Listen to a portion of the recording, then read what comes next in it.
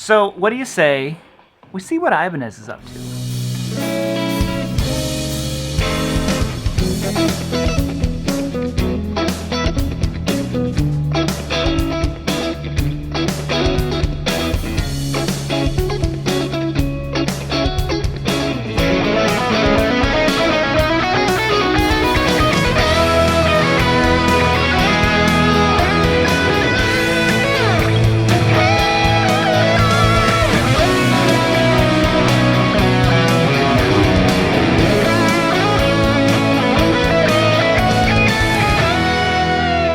Oh, hello there. So look at this thing. Huh? Can we get it all in frame? Whoa, look at that. This thing is rad. So you guys have said for a very long time for me to check out the AZ line from Ibanez. And I was always like, yeah. You know, I like one kind of Ibanez, RG550. That's it. That's kind of where it starts and ends with Ibanez for me. And I finally was looking at these online. I'm like, wow, these have a lot of like interesting specs. And you probably saw the title. And I'm like, oh, Ibanez really has a lot of the specs that people who, like Fenders have been asking for. And they did a good job of not making it just kind of like feel and seem like another Strat. I mean, you've got the HSS configuration, obviously. It's very Strat-y. But the neck kind of caught me off guard because, again, when I think of Ibanez, I'm thinking of the Wizard necks. I'm thinking super, thin, fast necks.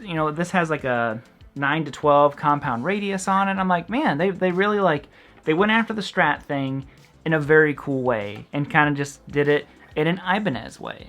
So this video is sponsored by the awesome people over at Sweetwater. I reached out to them. I was like, hey, I'd really like to check one of these out and do a video on it. Is there any way I could get one of these for a little bit? So that's what's going on here. So thank you to Sweetwater for letting me check this guitar out. I really do appreciate it. Fantastic. Great guitar. Everything that you guys kind of hyped them up to be, telling me to check these out, it's true. They're very, very good. Roasted maple neck. I'm going to play it through some kind of like lower gain stuff here in a second. Really good 2-point trim. I like those so much better than the 6-screw. HSS, obviously you have some amazing pickup configurations here that you're not going to get on a normal Strat, which is kind of the Ibanez thing. You can split the humbucker, all these different, it's a 5-way selector switch, but I'll put the little diagram up here. There's a lot. I'm not going to demo all of them because, well, I'll leave that up to you if you want to. But stainless steel frets, which is a huge, huge thing that people are always asking for in Strats. I'm not sure if Fender has officially done that yet. Maybe they have with the newer lines, but Ibanez was right on it. They're like, sure, let's do stainless steel frets.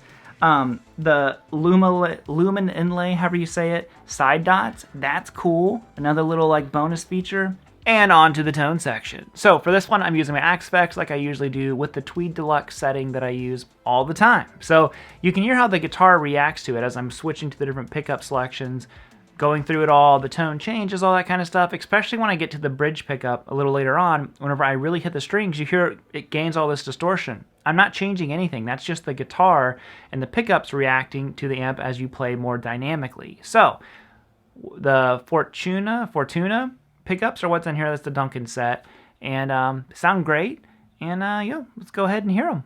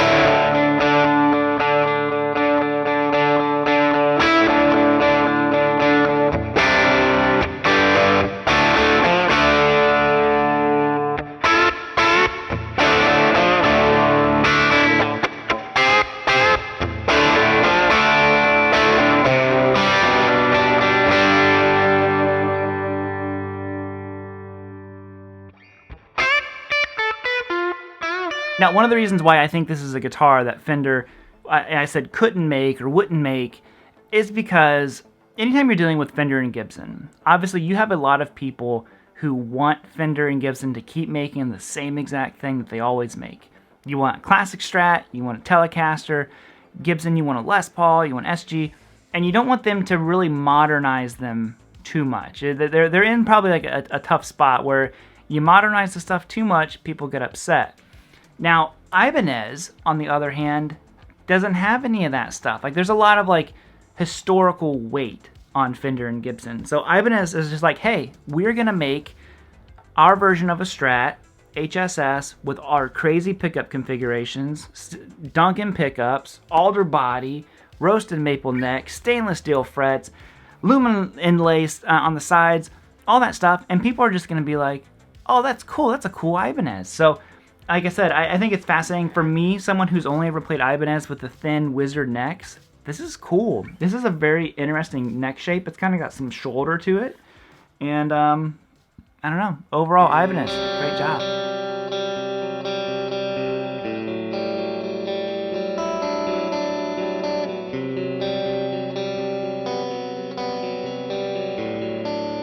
Now, something that's always fun with me, with checking out any of the guitars, reason why I like writing that little piece of music in the beginning, is it shows how a player is connecting with the guitar. Did it inspire ideas? Did it make you play something maybe that you normally wouldn't? And this one still kept it in that very Stratty vein, but then it, went a little 80s there at the end, something like that. So I thought that was cool. It had a little bit of uniqueness to it. Comes with a hard shell case. A lot of people still want that hard shell case. Personally, I prefer gig bags, but a lot of people still want those. And it comes with the Ibanez multi-tool. I wish all guitars came with that. It's so cool, so useful, and man, I'm bummed that all guitars don't have that because it's so useful. So anyways, thank you again to Sweetwater. Thank you to you guys, as always, for checking this stuff out.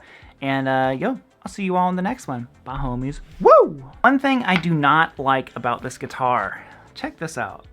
I do not like the input jack placement. It's like back here. Let me show you. Let's plug it in. This. I don't like it. I don't care for that. That's not like a make or break kind of thing for me, but I don't know. How do you guys feel about that? I don't like that. Alright, so hear me out. What if we ended it bluesy, jazzy, Ibanez style?